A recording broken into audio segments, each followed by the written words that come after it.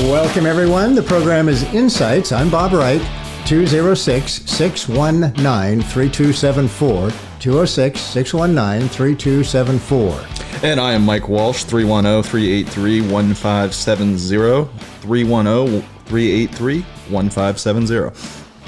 We're featuring Bill Robinson of APT Appraisal. Bill has been an appraiser of multifamily in Puget Sound for, 30 plus years now. And we had a conversation with Bill about what's going on in the market and the difficulty of doing an appraisal in this climate. In a market like this, how do we define value when there are virtually no comparable sales?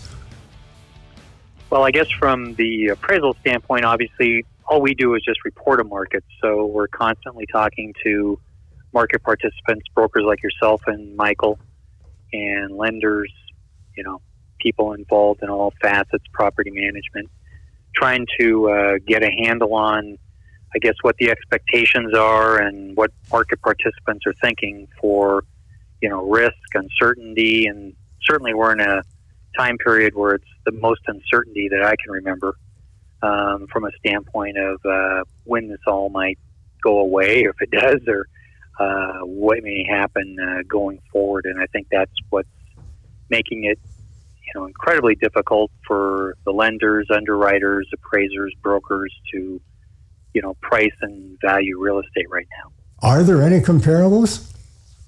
There are a few. The issue with the few are typically they've been all cash transactions, hasn't involved in appraisal or bank financing.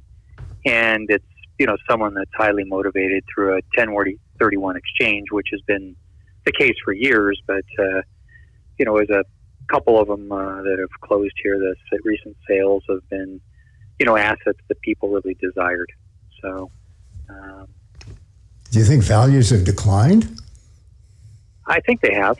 There's nothing that can really be measured, but just from conversations with, all involved in the difficulty in getting these appraised and underwritten, uncertainty.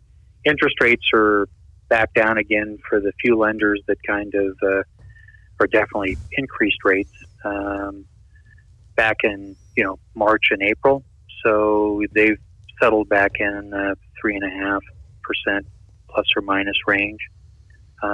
Freddie Mac and Fannie Mae have got great financing alternatives. All of them require some type of reserves, which is something that's in play, and what we're hearing from brokers that has some effect on sales price. I think it's just a combination of a accumulation of a bunch of different factors, whether it's the vacancy and collection loss used for underwriting, interest rates, uncertainty where rents are today and are they sustainable, and where are they going to be, 1 to 3 years from now. And then we still... Go ahead. We've just started moving into this. Is it too early to be able to put a number to how much values have declined? Yeah, I think it's too early to give with any certainty. It certainly is. But from an appraisal standpoint, I think just from what we're hearing is we've now got obviously a difference of opinion of what a seller might want to sell a building for and what a buyer is willing to pay for the most part. Not all transactions. And I don't think it's necessarily people that are looking for, bottom feeding at this point, because we aren't in crisis mode where people have to sell. You're probably hearing the same things we are from the standpoint of income collections have been strong all the way through the pandemic. So that's been good. But we've also had some stimulus money in the market that certainly has made it a lot easier for people to continue paying rent. So, Michael, your building has had good collection, hasn't it? Yeah, we haven't really spoken to too many people, myself included, that have had any issues with rent collection. Although the one issue that did come up that I'm having to grapple with a little bit is the tenants themselves are appearing to be a little more nervous about locking themselves into longer term leases because they're not really sure where their status or job prospects are going to be in the future. So yeah, it's a delicate dance, but so far everything's been on the up and up. But Bill, what do you do when you don't have any comparable sales? How do you define value? Well, I think we start back at the 2019 numbers, and then just from talking to, again, brokers, other appraisers, lenders, just everyone involved, especially the property managers, the building owner, from a standpoint of what their collections have been. What do they see the prospects of if you've got units that have turned over during this? Have they had to give incentives, and have they had to pull back rents, and if so, how much? So you have all these different factors. I think what we've heard, and it's probably a number that obviously can't be relied upon, but I think most people are talking that at least for core area, Seattle, and then you have the other issues which are political, constantly changing from a standpoint of city council and building operators, and what's kind of going on there with all the different ordinances and restrictions on rent increases and evictions and everything else. And just to touch on, Michael, what you were saying, where tenants are unsure about, how they want to have a fixed lease, let's say, signed for, 6 months or a year, or a rental agreement. You really don't want in this market, which we hear more and more with property managers, anything that's going to renew or a tenant's going to have the option to vacate in the winter months, because it's going to be harder to rent, and it has been. So typically you're seeing rents that aren't as high as what you can get in the spring and summer. Mm-hmm. And that's, a historical thing, but I don't necessarily see that changing. Yeah. So how do we define it? I think it's just, right now, it's just a lot of different time on the phone with a bunch of different individuals, talking to all the major players in the market, finding out about their feeling on the market and where rents are, collections. Interest rates are still good, but it's tougher to get, obviously, cash back refinances right now. So, you're looking at underwriting criteria is certainly a little more stringent, and that's impacted, but that really doesn't affect the sales. I think the one thing that I've seen that I had never really seen before in my career in appraising is the number of cash transactions that have taken place in this last cycle, starting from 2010, 2011. All cash sales were a rarity for years and years. And so that's exactly what I've experienced in my transactions. Right. And so you've got that that comes into play, and the one sale that we've got up on Greenwood Avenue, that was an all-cash buyer. And again, they had their own personal motivations for the building. So from that standpoint, we're hearing 25 basis points, but I couldn't, when you work the whole equation for it, I guess what concerns me and probably concerns other people in the market from the standpoint of building operations is we've hit an assessment cycle where the assessor's opinion maybe of what buildings' values are higher, and that's the first time I've seen that in a while. That kind of hit in the 2008-9 era, where the assessor was at the condo conversion values for apartments, and so there were a lot of property tax appeals. No, what do you mean by basis points? When you say 25 basis points? Oh, if a cap rate, and I'm just throwing out numbers, but if a cap rate was a 4.5 for a core apartment in Seattle at market rents and market expenses, maybe you're at a 4 3/4 now, all things said and done. Mm-hmm. So maybe the valuation change from 2019 might be 3 to 5% or something. But there's a lot of different motivations, as you know. There's a smaller buyer pool, but that's been, at least in my opinion, that's been kind of the market conditions for the last 2 years or so. We used to have 10 or 15 offers made on properties, and then the last 3 or 4 survived, at the final round. Now we still have multiple offers typically made, depending on pricing. That's interesting. Still have multiple offers. yeah, we're still seeing multiple offers for pretty much everything we've done for sales. And, our specialty is 5 to 100 units anywhere in Western Washington. So, but there's still buyer demand for it. But again, where we start with pricing, I think, is probably the key. So, and I think that's a re-education for everyone in this market right now. We're talking to Bill Robinson, by the way, of APT Appraisal. It's probably, it's easier when you have a purchase because you've got your best comp right there, as long as you've got arm's length transactions on the part of the buyer and seller, because you got a buyer agreeing with the seller on what the value is. And you've got typically, not always, but you typically have some type of marketing for the property, whether it's internal within, one shop, whether that be you guys at the foundation group, or it would be, some other brokerage house that's taking it out to all their clients, or it's hit SEBA or MLS or LoopNet or some other medium for marketing the property. So you have that. So then you just, obviously we constantly are talking to you guys about, how many offers did you have and what were they? And, sometimes you can get really good information on that. And other times people are a little bit closer to the vest, which we certainly respect, because you've got, a seller that might not want a price poisoned or something if it happens to go back out on the market. But that certainly helps us to have a market transaction with something with a knowledgeable buyer and knowledgeable seller. So, how busy are you? Are you doing more refis or more purchase appraisals? Right now, it's still refis. They're it's slowed down here in the last 3 weeks, but it was extremely busy before that. So, but I think it's a lot was in the pipeline. But there's fewer transactions out there, and there's I think we're going to see more refis here going forward, at least through the summer, with the hopes that we don't have another resurgence in the pandemic that shuts everything down again. But from a standpoint of how we do our work, that's certainly changed. Most lenders, just because of liability, do not want us to enter any occupied units, and we would prefer to do that also.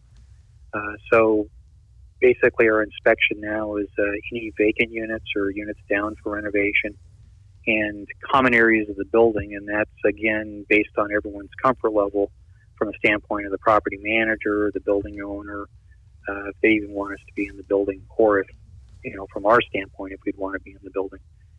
We haven't declined any offers for, obviously, hallways and laundry rooms, storage areas, meter rooms, that type of thing. And then the advantage I think we have, our company, I've been doing this for over 30 years, and we've got a database with about, must be 7,000 to 10,000 buildings with building plans in it and pictures that are archived, that type of thing. So that helps us put these all back together. For the recent transactions, the buyer profile might be a little bit different than what we've seen in the past, or have shrunk significantly. But and you kind of touched on this with cap rates maybe adjusting by 0.25% or something like that. Are all the other metrics for the most part pretty true to form to what they were at this time last year? I mean, price per foot, GRM, things like that. Oh, I think for the most part they're down slightly, but not much. And again, we don't have any hard market data or even enough market data to come to that conclusion. So, but I think what we're hearing from people and what we're seeing is certainly a lot of buildings are taken off the market. Now, that doesn't mean the value wasn't there in the building. It might have been, motivations of a seller didn't want to have the tenants be inconvenienced with people maybe trying to enter the unit. It might be that the brokers counseled and said, you're not going to really get the highest price we can get right now in this market because we can't get bodies through for tours. I mean, there's all kinds of different reasons for that. But I would say that just the feeling, I think, in general is the uncertainty tells me that, and it's not for a specific building, but it's more of a general statement that if you bought a building in 2019, depending on how it was purchased, it may be worth slightly less today or the same values certainly haven't gone up. But it doesn't mean you lost value either. So I think it just depends on the building itself, and obviously you guys see it all the time where rents were, and we're seeing less people. There's still syndications or individual buyers that are out looking for kind of the repositioning property, but we're seeing less of those. Part of it is the cost to renovate these buildings has gone up tremendously, and now we have the uncertainty of where the rents can go. So in 2008, it went down 12 to 13% in the core area. Is that at all comparable with what's happening today, do you think? I don't think we're at that now. Where it could be. Again, I would be surprised if, I'm just guesstimating, but I would be surprised if values are off much more than 10%, certainly. And I would think it'd be more in the 3 to 5% range, just because of the number of buyers that are still out there looking for good assets for purchasing. Are we seeing any construction lending out there? Are you doing any of those appraisals? We're doing a few. Most of it has been in the form of some type of student housing, although that is really, I think, it's curtailed. And I think from what I've heard from brokers in town that a lot of land transactions, if they were negotiated with a closing date, of trying to work out extensions for closing, just because of the lenders are uncertain right now what they might want to do for committing to a large construction loan. So that, again, adds to all that uncertainty right now. So are you having any problems with inspections? Are you still required to see X amount of units, or are the banks easing up on that a little bit?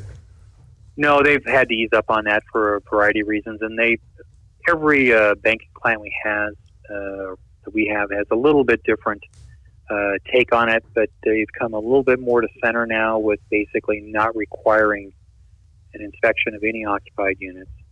And so what we do is we rely on pictures. It could be from, if it's a property being marketed, from the marketing package or brokers. And then also in a couple of cases, we've had the property manager and the building owner request the tenant to take some pictures and then forward those on to the property manager or the owner, and then they send them our direction.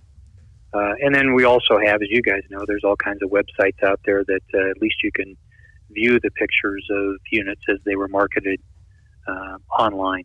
So those are available to us. Do you think that's here to stay even after we get out of this COVID-19 spiral, that a video or a website or a photograph would be just as sufficient as physically walking through a building?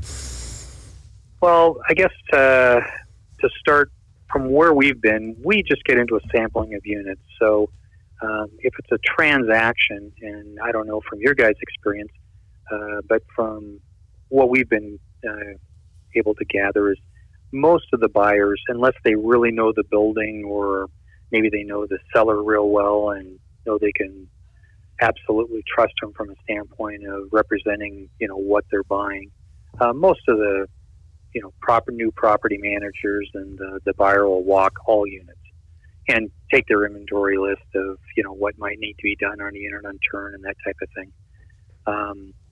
That being said, we never got into all units. So, we get into a representative sample. Typically, our sample has been vacant units, one on each floor, one of each unit type, anything down for renovation, all basement units, if they do have basement units, and then anything that may be suspected as a non-permitted unit. So that's been kind of our requirement. A couple of lenders have a fixed number of units depending on the size of the property that we need to see. Just if it was a 20-unit building, we might need to get into 5 with those requirements for kind of a mix on it. And that works well for us because, again, for all of us, we're relying on people's goodwill and being honest with us. It's kind of like the disclosure you guys have and the packages, based on best information available. The appraisers just report the market. That should be our only function. We're not making a market. So really the only thing we can do is just continually talk to people that are, got to walking the street and walking the talk and, hearing all the contradictions and, reasons that people will pay or won't pay or whatever they'll do. I mean, so from our standpoint, we've got to be constantly talking to you guys, along with all the other market participants, to try to figure out this whole equation, no matter if the market's going up in the trajectory it was, which it was for, a number of years. I've never seen Seattle real estate. I've never seen an apartment market that was just solely an apartment market take off the way it did. And it kept there for a long, long time, and we're still there. And there you have it, our conversation with Bill Robinson of APT Appraisal. We thank Bill very much for his conversation and insight. Bill's number, by the way, is 206-521-9344, extension 30. 206-521-9344, extension 30. I'm Mike Walsh. My number is 310-383-1570. That's 310-383-1570. And I'm Bob Wright, 206-619-3270. You're going to have to be a savant to remember all these phone numbers. 206-619-3274. Insights is the program, and we thank you for listening. If you have any suggestions for topics, please let us know, and you've got the number.